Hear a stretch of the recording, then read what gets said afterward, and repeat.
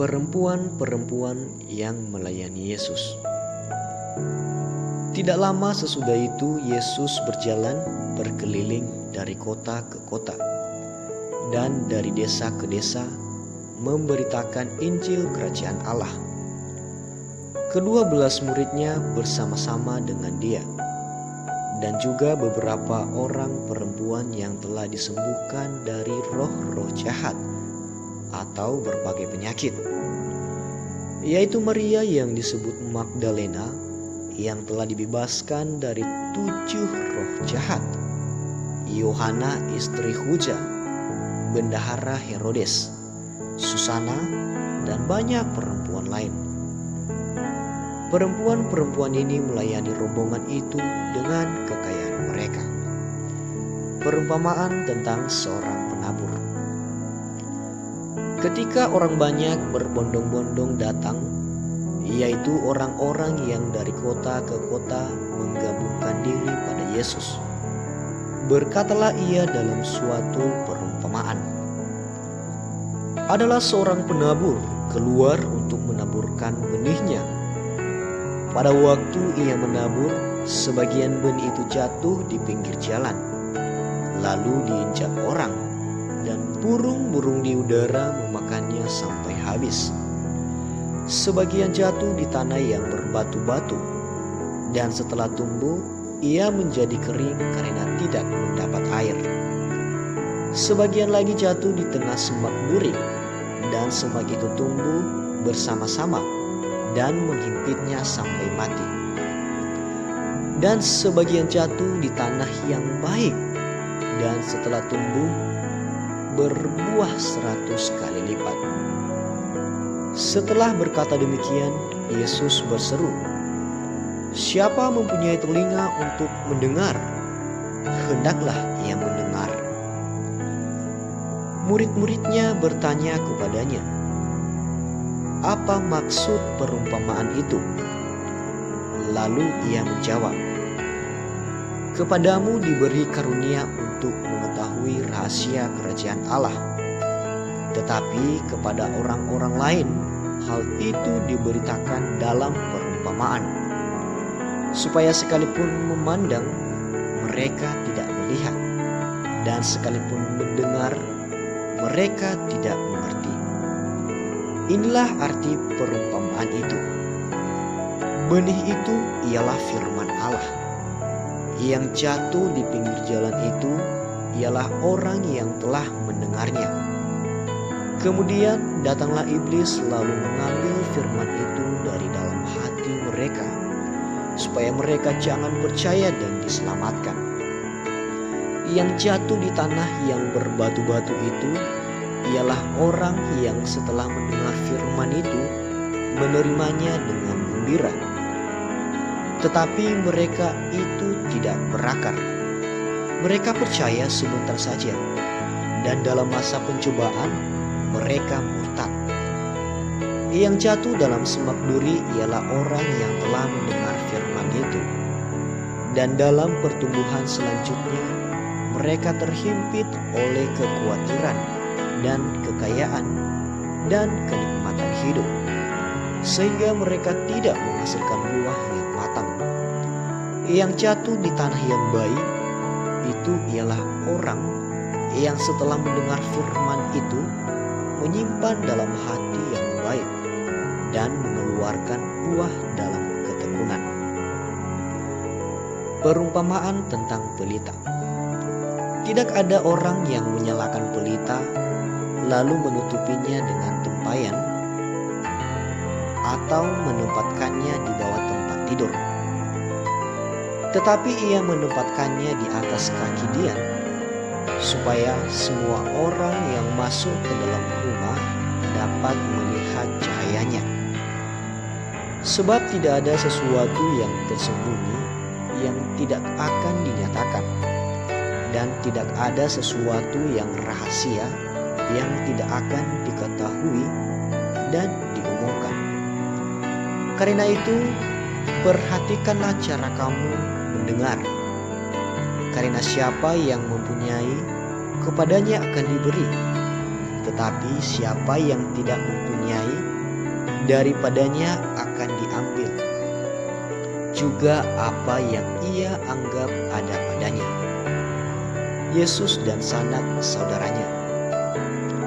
Ibu dan saudara-saudara Yesus datang kepadanya, tetapi mereka tidak dapat mencapai dia karena orang banyak.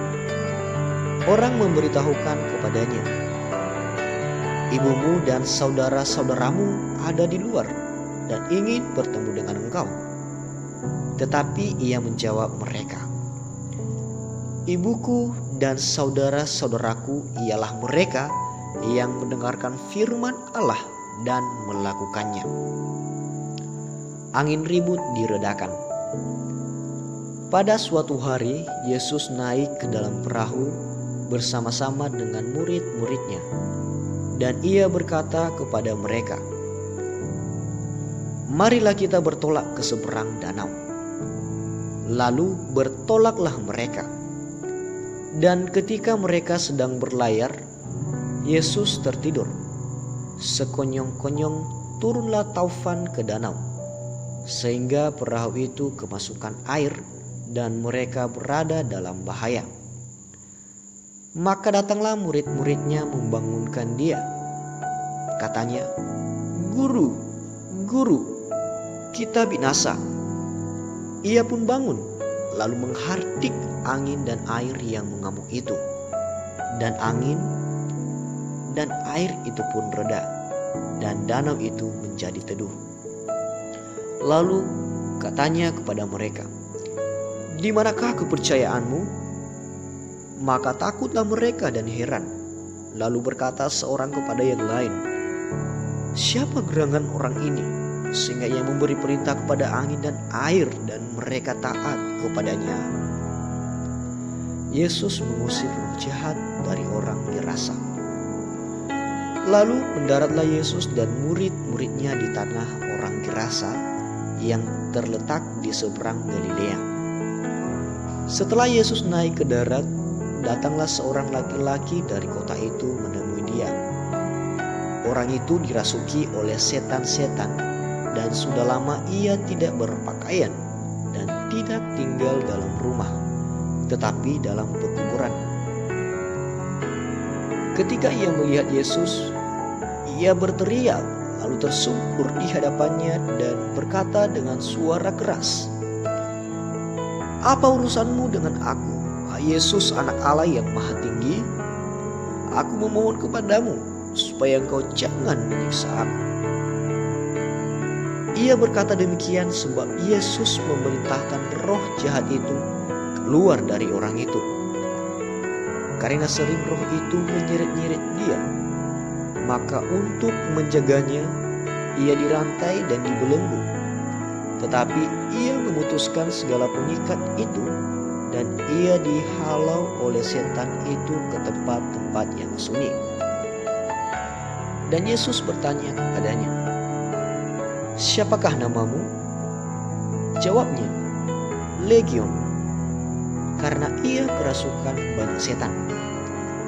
Lalu setan-setan itu memohon kepada Yesus supaya ia jangan memerintahkan mereka masuk ke dalam jurang maut.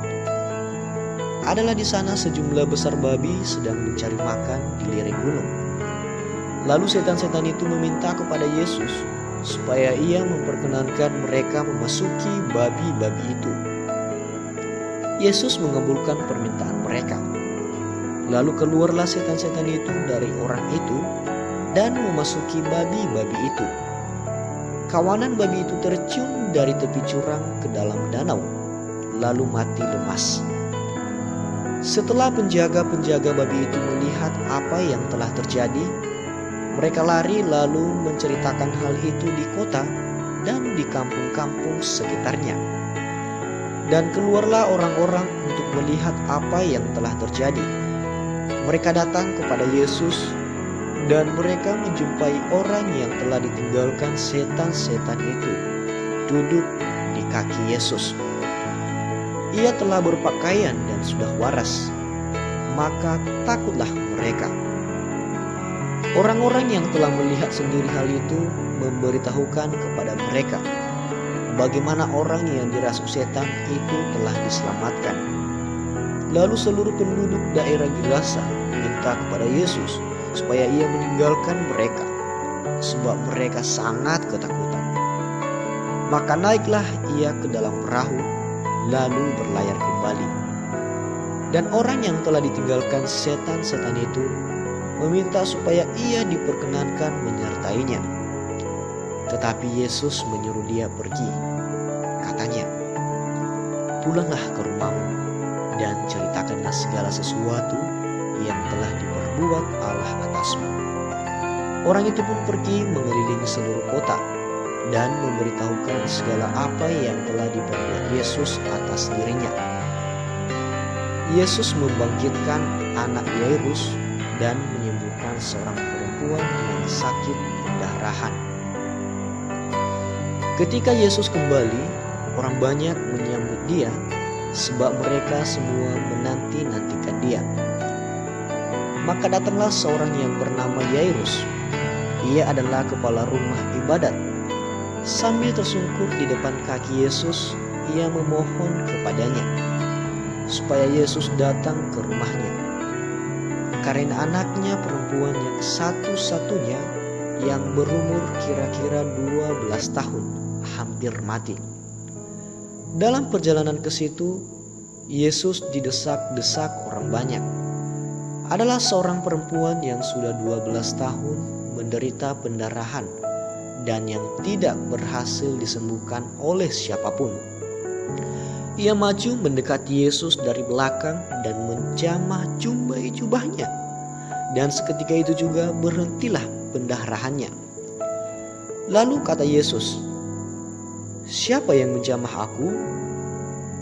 Dan karena tidak ada yang mengakuinya, berkatalah Petrus, "Guru, orang banyak mengerumuni dan mendesak engkau." Tetapi Yesus berkata, "Ada seorang yang menjamah aku, sebab aku merasa ada kuasa keluar dari diriku." Ketika perempuan itu melihat bahwa perbuatannya itu ketahuan, ia datang dengan gemetar, tersungkur di depannya, dan menceritakan kepada orang banyak apa sebabnya ia menjamah dia, dan bahwa ia seketika itu juga menjadi sembuh. Maka katanya kepada perempuan itu, "Hai anakku, imanmu telah menyelamatkan engkau. Pergilah dengan selamat." Ketika Yesus masih berbicara, datanglah seorang dari keluarga kepala rumah ibadat itu dan berkata, "Anakmu sudah mati, jangan lagi engkau menyusah-nyusahkan guru." Tetapi Yesus mendengarnya dan berkata kepada Yairus, "Jangan takut, percaya saja dan anakmu akan selamat."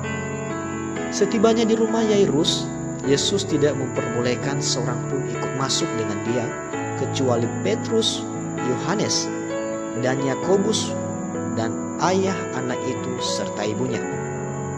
Semua orang menangis dan meratapi anak itu. Akan tetapi Yesus berkata, "Jangan menangis, ia tidak mati, tetapi tidur." Mereka menertawakan dia karena mereka tahu bahwa anak itu telah mati.